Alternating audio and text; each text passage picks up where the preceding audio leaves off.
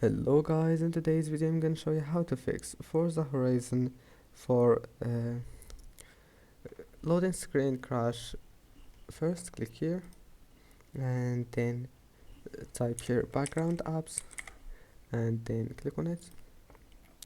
Now once you're here, make sure to disable all those applications and then go to Windows Update settings. Now make sure to install all the updates that you can find here and then you close this window and go to Task Manager,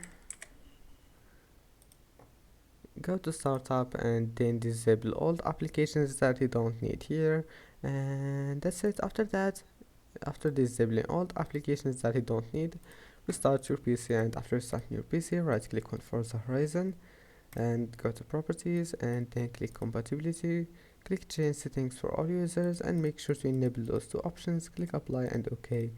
And that's it. Don't forget to like and see you in the next video.